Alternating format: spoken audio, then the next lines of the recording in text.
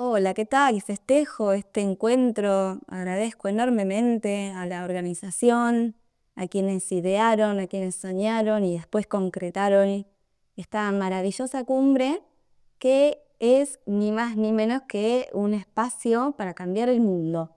Mi nombre es Daniela Fariña, soy productora audiovisual, soy periodista de investigación.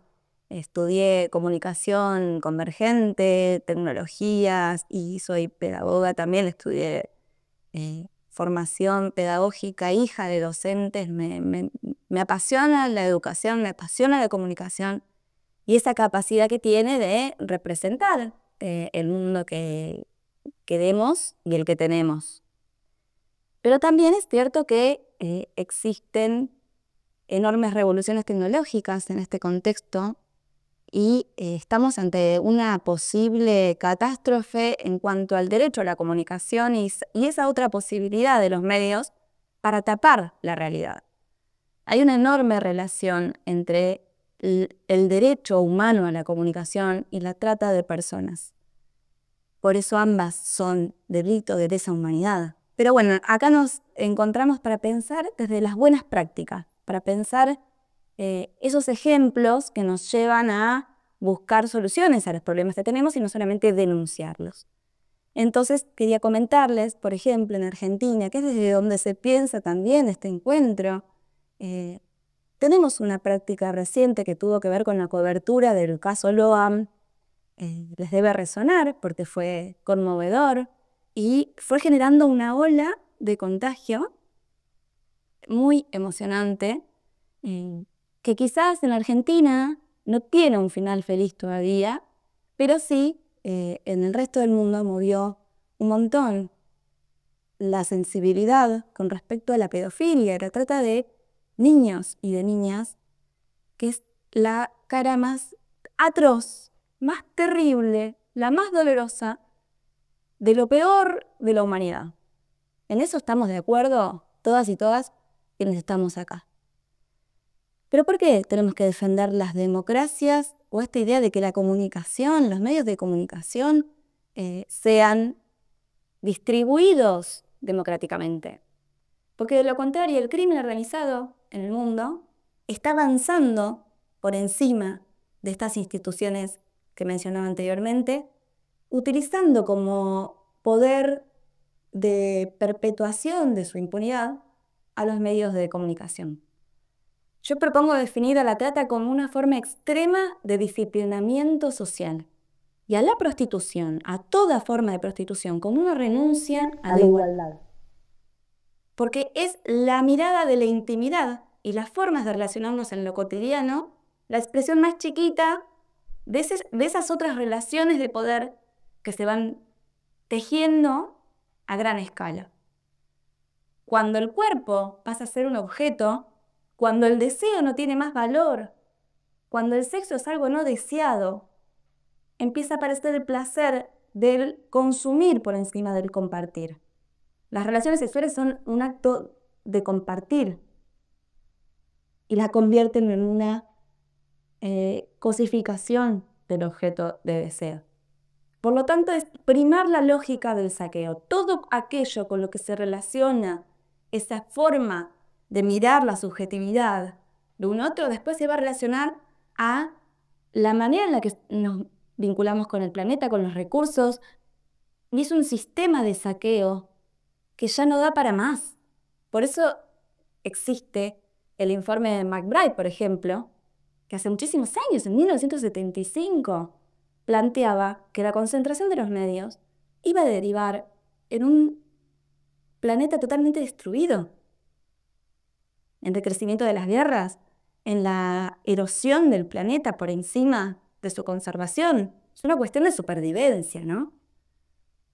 Por otro lado, tenemos algo mucho más actual, que es la Agenda 2030, que plantea 17 puntos para poder pensar una sociedad sustentable, porque es una realidad. Vuelvo a repetir, estamos ante la posibilidad de sobrevivir o la posibilidad de que siga creciendo esta lógica totalitaria en la que quedan en el poder pequeños grupos concentrados que van cosificando todo lo que ven porque tienen la subjetividad destruida y nosotros y nosotras las dejamos avanzar.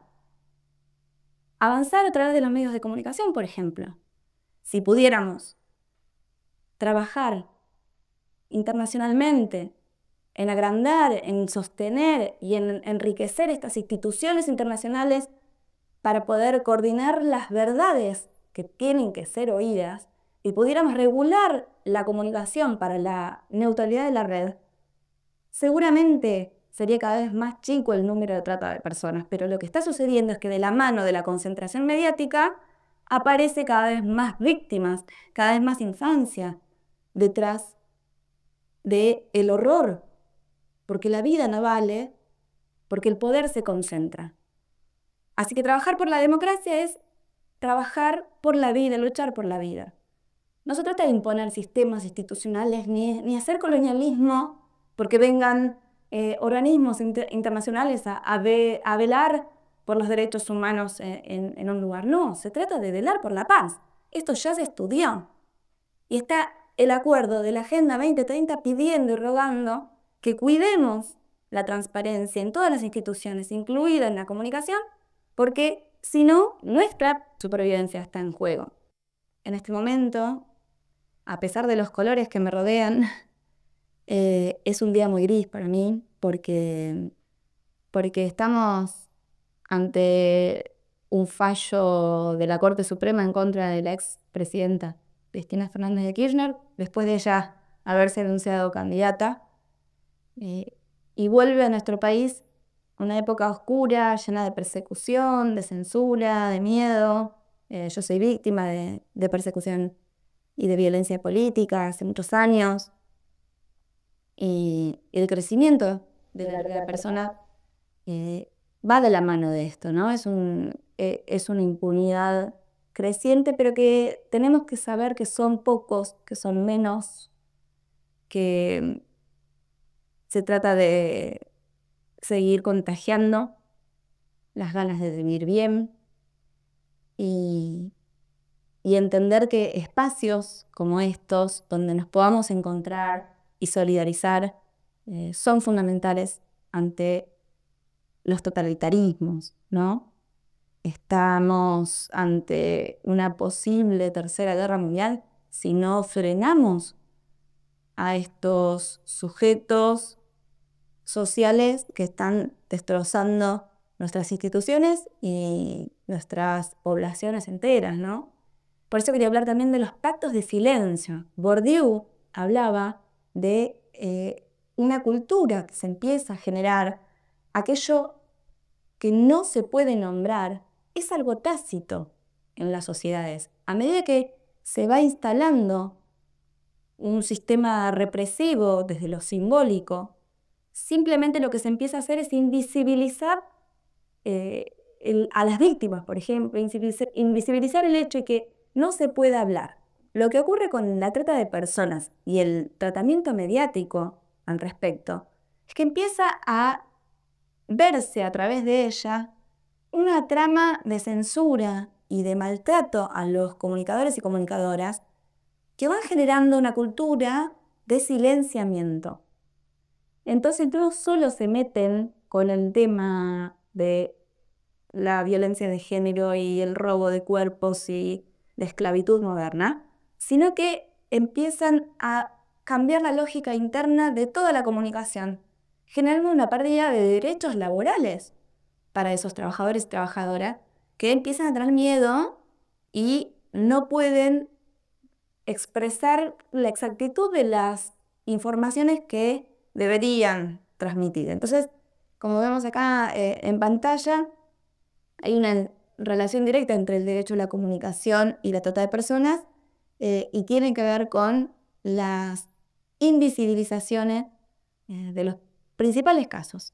En el caso Loan, por ejemplo, o en el caso de Natalia Hay, o en su momento el Pizzagate, que fue toda la situación en la que estaba involucrada el actual presidente de Estados Unidos, Donald Trump, donde hay casos de trata que son significativos y que terminan haciendo eco en los medios de comunicación, termina sucediendo también que se salvan muchas vidas y que la valentía empieza a contagiarse. Y no solo empiezan a hablar de trata, sino que pueden hablar de muchas cosas más. es una ruptura del pacto de silencio que trae un pacto de libertad. Y no se olviden que somos evolución y que cuando se meten con la libertad de expresión, también se meten con la circulación de todo tipo de información y que por lo tanto se meten con la capacidad de desarrollar la inteligencia humana. No estamos para seguir retrocediendo, estamos para avanzar, para evolucionar. Y todo depende de cómo nos organizamos para responder ante estas mafias crecientes que tienen lógicas estafadoras y van copando las instituciones y que en este momento cuentan con la tecnología a su favor, salvo que podamos organizar la libertad de expresión a través de desarrollos, por ejemplo, de organismos internacionales que regulen la neutralidad de la red, que permitan que haya pluralidad de voces en todas las redes sociales. Nombrar la trata, escuchar a las víctimas, que haya un eco de las voces más urgentes, depende sí o sí de nuestro accionar por la defensa de las instituciones y su transparencia, y para que frenemos aquellos que mediante teorías conspiranoicas, formas diferentes de manipulación, nos están queriendo desorganizar y desunir para destruir todo lo que ya habíamos logrado en función de la paz. Para terminar, les voy a leer la conclusión de mi participación en la publicación posterior a este encuentro. Y dice lo siguiente: la neutralidad de la red es clave para que no se apaguen las voces que denuncian la trata y otros crímenes. Solo así las audiencias pueden ser plurales y protagonistas. La historia muestra que sin acuerdos internacionales sólidos, las redes criminales crecen en el silencio. Por ejemplo, Hannah Arendt decía: la libertad política es, ante todo, actuar juntos y juntas. El derecho a la comunicación no está solo, es parte de un sistema de derechos humanos. Fortalecer la diplomacia y los tratados multilaterales es esencial para frenar la impunidad y proteger a quienes denuncian. En esta lucha, el periodismo debe desafiar discursos que cosifican y levantar las voces de las sobrevivientes como sujetos políticos. Nombrar la trata, escuchar a las víctimas y sembrar empatía es un acto ético y político que puede transformar fronteras. La libertad de expresión no es abstracta, es una práctica de dignidad y libera, como mostró el caso Loan, pero la censura y el poder la limitan. Y donde hay silencio, hay crimen. El desafío es profundo: narrar sin reproducir el dolor, hacer de los medios un faro, no un arma. Como decía Simone de Beauvoir, la opresión no desaparece con buena voluntad, exige acción. Tenemos que organizarnos, romper el silencio, nombrar la trata como crimen de lesa humanidad y garantizar acceso libre a la información es construir justicia. Para eso hay que proteger periodistas, democratizar la comunicación, incorporar perspectiva de género y fortalecer organismos internacionales. La comunicación puede liberar, restituir y soñar. Porque no da igual cómo se nombra. La historia que merecemos todavía está por escribirse. Bueno, nuevamente saludo este maravilloso encuentro. Espero que podamos aportar a la difusión de esta enorme necesidad de libertad de expresión, de lucha por los derechos humanos desde la Argentina. Y les ruego la solidaridad con nuestras instituciones, así como siempre vamos a estar para apoyar cada una de las luchas de este mundo hermoso que vamos a seguir cuidando porque sabemos del futuro, porque tenemos memoria, porque creemos en la pedagogía y tenemos esperanza. Y por lo menos vamos a darlo todo para intentar construir, como en este hermoso encuentro. Gracias entonces España, gracias a la Universidad Juan Carlos, gracias a la RAT Internacional, a la cual pertenezco maravillosamente, a Fernando Mao, que deben estar ahí conociendo y aprovechando, y bueno, a todas y a todos y a todes por luchar por los derechos de los pibes y las pibas y las personas y las mujeres que necesitamos salvar. Sigamos salvando vidas, por favor. Chao.